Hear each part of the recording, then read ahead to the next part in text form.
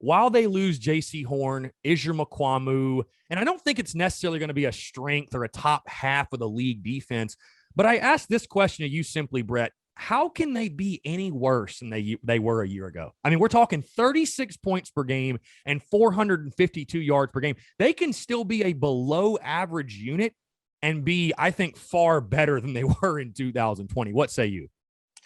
Yeah, I mean, the floor is pretty low there. It's going to be hard to be worse statistically than what we saw last year. I mean, you're talking about some of the worst in the conference, worst in the nation in pass defense in a lot of categories. So yeah, I think it's only to go up from there, especially that firepower on the defensive line. I know I hit it on it earlier in the show, but definitely a positional unit that stands out for South Carolina. I have them in the top half of my positional rankings in the SEC at sixth along the defensive line.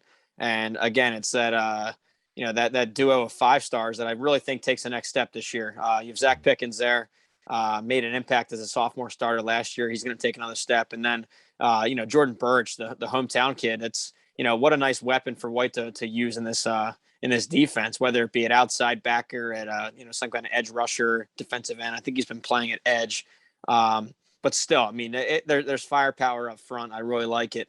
The 4-2-5 schematically, I like it. I like that move too. It brings another defensive back onto the field, and like we just mentioned about the modernization of offenses, you're not going up against this.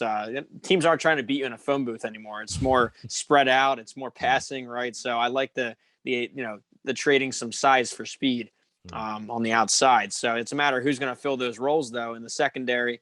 Some guys had some limited action last year and flashed some brilliance at times, but you lose a lot of veterans and who had at one time been star players. So yeah, but the good thing, so for South Carolina and all these programs out there going through coaching changes in 2021, you at least benefit from this full offseason to implement new schemes and for the coaches to get to know the roster. You didn't have that last year, so you at least time that up well.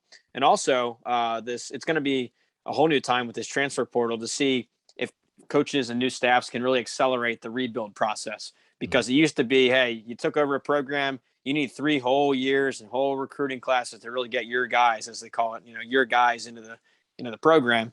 In this case, I mean, you could do it overnight. So we'll see if they hit home on a lot of these transfers that you mentioned, if they specifically fit into the mold and the scheme that they want, and if these rebuilds can become quicker. So that's you're one of the case studies out there in this 2021 transfer portal year. So we'll see.